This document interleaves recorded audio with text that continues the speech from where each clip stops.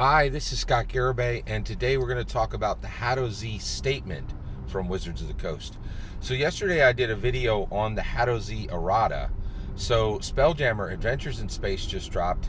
It's an exciting new adventure. A lot of people are excited about it. There are a ton, I think a ton of people are buying it. So usually I buy my Dungeons & Dragons books on day of the release. That has changed. We're in America and there's absolutely massive inflation, and my family is really trying to ratchet back spending and be far more conservative in our spending than we ever were before. And so I ordered this 3 days after it released, and I had to wait 2.5 weeks to get Spelljammer Adventures in Space. So I think this thing's, I think it's sold out. I think it's already sold out. So basically, the book drops about 3 weeks ago, then maybe a month, and then about a week after that, there was some conversation on Twitter. This is where the origin of controversy for Dungeons & Dragons is almost always Twitter. That's where these conversations happen first, and that's where they boil up. And trust and believe, Wizards of the Coast pays hyper close attention to Twitter and blue checks and people who have even small followings, right? I think I have like 500 followers, right? Coming up on 500 followers, but they pay hyper close attention. That's a fact. It's the Sly Flourish gets stuff done just by tweeting stuff, like it and gets direct responses from the Wizards of the Coast design team. So it's not debatable. This stuff originates on Twitter, and then the conversation really happens there, and the design team, no question, pays hyper close attention to what's happening on Twitter. So this conversation started on Twitter, and a specific American minority was like, hey, we are members of a specific American minority said, we are incredibly offended by the backstory of the Hadozee, and it is highly problematic from the perspective of prejudice. All right, so this has been boiling up. Yesterday there was an errata on D&D Beyond. They went and they simply removed multiple paragraphs from the backstory of the Hadozee. Okay, and basically, so that happened. That happened 2 days ago. Yesterday, Wizards of the Coast made a statement, and they came out and they said, we were very wrong and we are very sorry. They have more words than that, but they said flat out. So essentially, I think the best way to look at it is they were accused of something, and they confirmed that they were guilty of the thing they were accused of. Not the broad strokes of it, right? That's pretty incredible, right? Like, because I think people, there are a lot of people who never apologize, right? And there are a lot of people who apologize 1/10 the amount of times they should. And the reason why people don't like to apologize is it puts you in a vulnerable space. You're like, I was accused of this thing, I'm admitting that thing, and I'm saying I'm sorry, and I'm saying I'm going to do better going forward, right? I think a true apology includes that. And that's exactly what Wizards of the Coast did. So pretty incredible. So that's what's happened so far, right? It's a huge occurrence in the Dungeons & Dragons, in Dungeons & Dragons history. I have never seen this done, right? Now, I know for a fact that the current, that the 2014 Player's Handbook has had multiple revisions in it, things removed.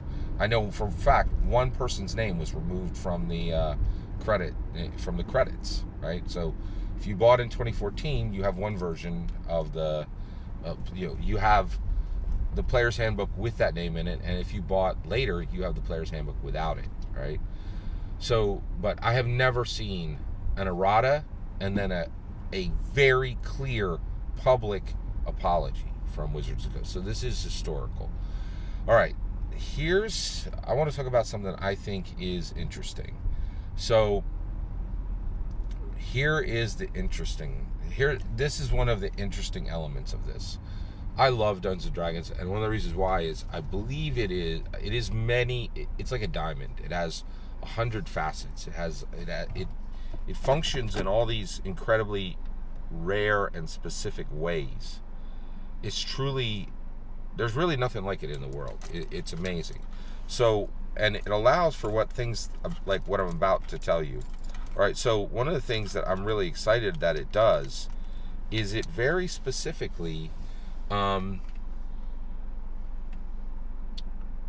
puts a mirror up to us. It puts a mirror up to the dungeon master. It puts a mirror up to the individual Dungeons and Dragons players when we're playing it. Alignment says, hey, when you fill out on your sheet, is my player character good or evil? What you're really asking, am I good or evil? Right? So it puts a mirror up to everyone who ever plays Dungeons and Dragons, right?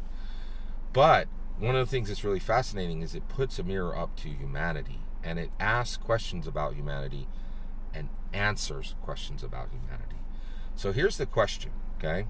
I'm an evangelical Christian. I am deeply invested in the question, is humanity base good or base evil, right? And I think there's evidence, and I believe humanity is base evil, right? But I can't ask you to believe the same or really encourage you to believe the same, because I think the answer to this question shapes everything in our lives, right? And like, for instance, I'm saved. I asked Jesus Christ for salvation based on the fact that I believe fundamentally all humans are evil, and I definitely am evil, right? At base nature, which means that I need to struggle every day to make the right choice as a person, right? So for humanity, the question is, is that just me? And humanity's base good, or is humanity base evil? And this shapes virtually every decision in your life, what you believe the answer to that question is.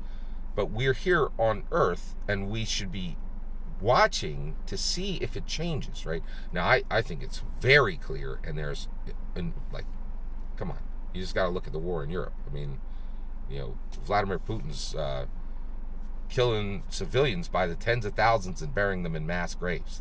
The answer's pretty clear, right? But there's this question of, are there communities? What about the D&D community? What about humanity itself? Are we making progress? And that's exactly what we're about to see.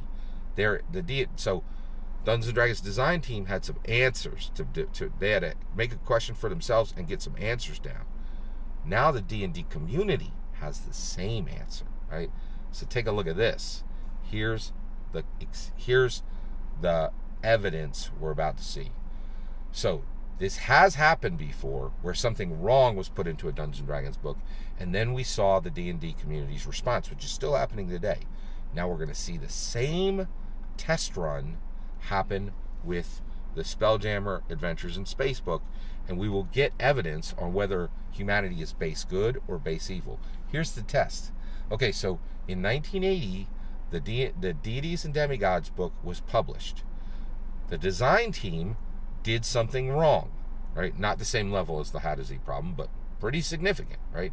They stole property, right? They put Cthulhu in the book, and they put the Melnibonian as a god, and that was still under copyright.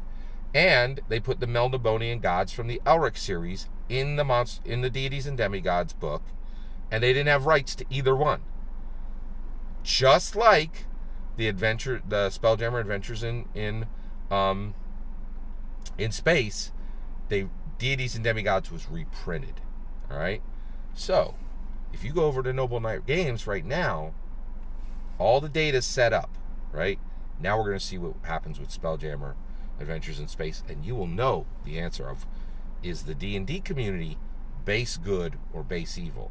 Now, if we're base evil, that just means we have to be adamant about trying to be better every day and fight the evil that is base within us, right? If we're good, we could celebrate ourselves and relax, right? So, get this: 1980s Deities and Demigods, the one that shouldn't exist, the Cthulhu and Melnibonian one, costs $495 right now on Noble Knight Games.